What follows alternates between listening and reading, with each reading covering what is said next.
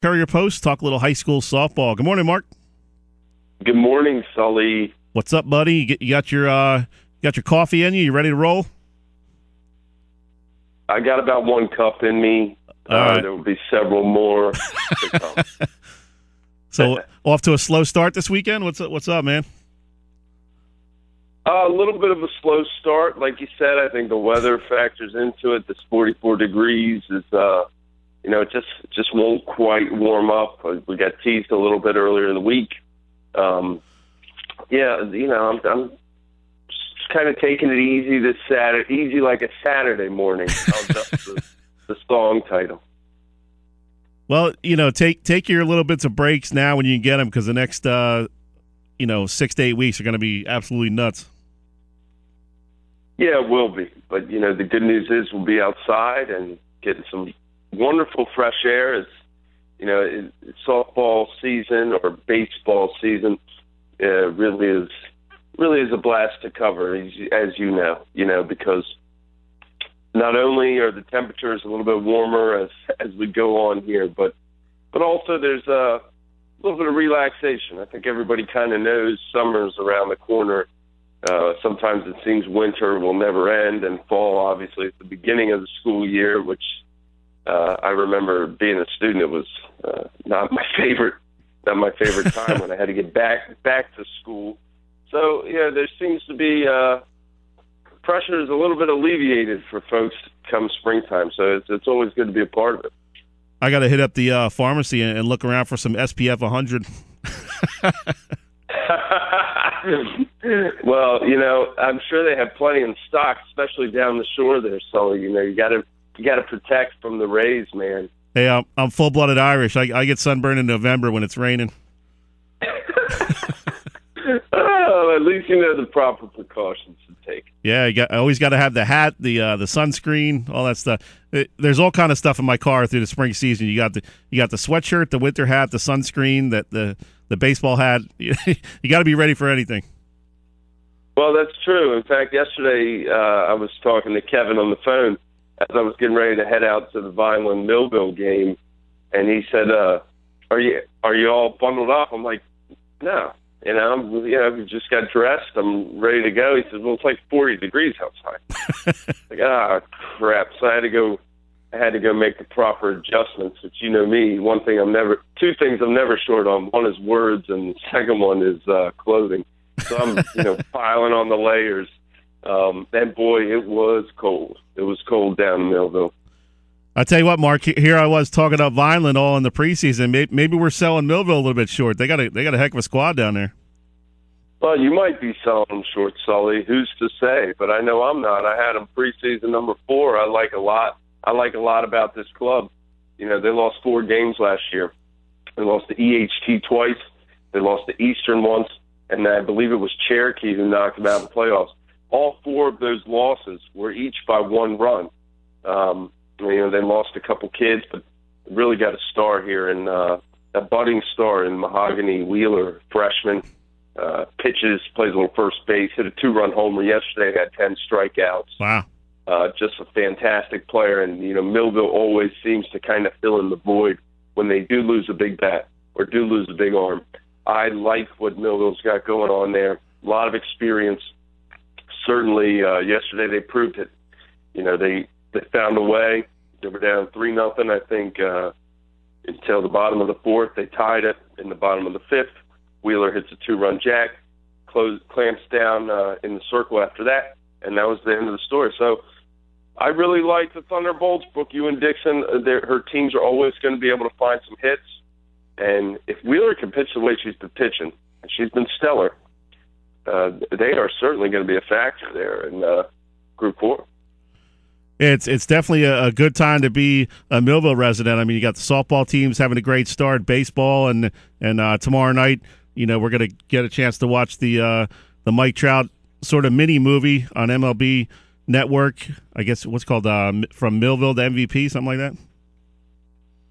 Yeah, I'm not sure what the title of it is. I know, I believe our buddy and my boss, Tom McGurk, is going to be in that, or was at least in the preview for it. I hope they kept him in the full length version. I'm excited to see it. And let's not forget, let's stretch back to fall. I mean, obviously, South Jersey champs in football. Yep. So yeah, it has been a very nice year for Millville. Now, does Tom McGurk, is he getting a big head now that he's a big TV star? No, I didn't even know he was in it until I saw the preview for it. He didn't mention it? He may have in passing, but he certainly didn't make a big deal about it. I saw the preview and I'm like, wow, that's the guy who sits next to me at work.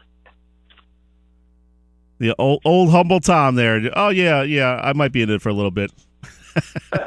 Absolutely. So what's on your radar here? We're only about a week in. Give us some insight on some of the pitchers to watch. Softball's always dominated by the pitchers, and if you have a good pitcher, you can go a long way. Some of these teams return some good pitchers, and like you said, there's some up and comers as well. Well, Delsey's got a couple of them. Anastasia Real, Diana Parker, very good pitchers. I saw a girl from Kingsway, Grace Sagan, a junior, a lefty. I saw her against GCIT earlier this week. She struck out 17. Wow. She was very, very good. Didn't play last year, is back now, and it seems like she's very talented. I know that she's verbally committed to Mississippi State. She's tall. She brings it. She's got a full arsenal. And, Millville, let's go back to Millville real quick. Millville was able to beat them last weekend. So in the season opening tournament down there in Millville. So, they can find a way to get it done. Anyway, I like Fagan a lot. The name to keep an eye on for folks is Bailey Enoch, freshman, Burlington Township.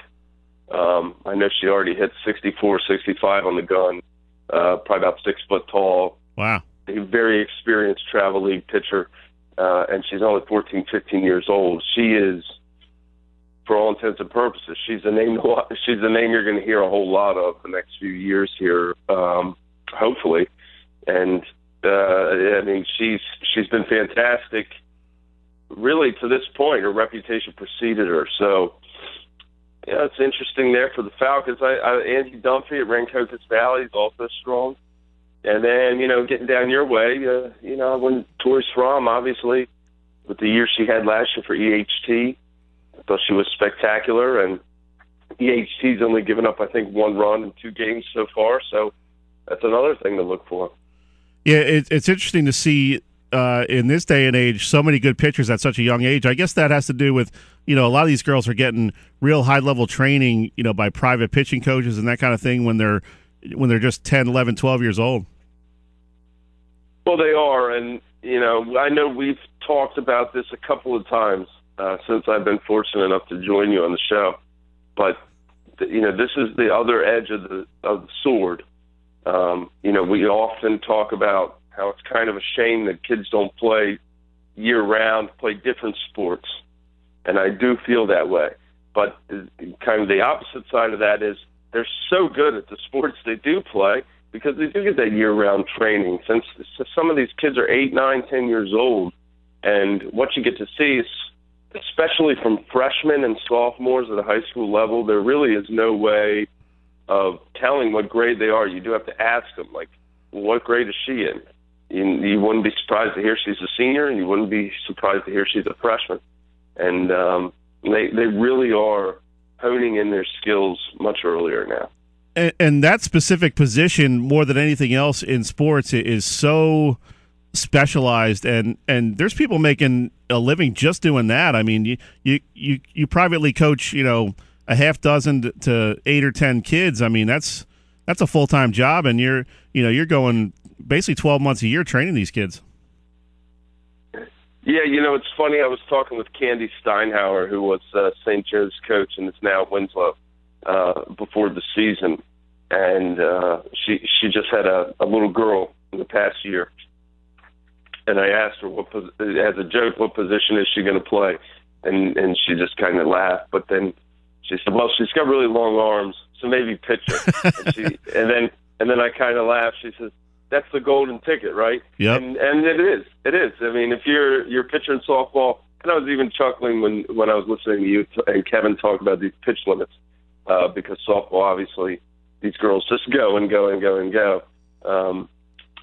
It really is. You get that picture not only for the team, but for the personal stake. If you can hum it in there, then you've got a bright future.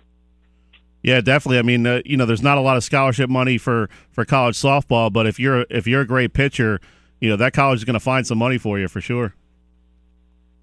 Yeah, and that's kind of the whole deal here. If you can hit it and you can throw it really hard, you're going to find some type of next step for sure. Good stuff, Mark. We're up against the break. Got to let you go. We'll check in with you next week. Hopefully, get some more games in and avoid some of these rainouts so we can kind of get a better idea of what's going on. Hey, thanks, Sully. Have a splendid weekend, man. You too, man. Appreciate it. All righty. That was Mark Trible of the Courier-Post.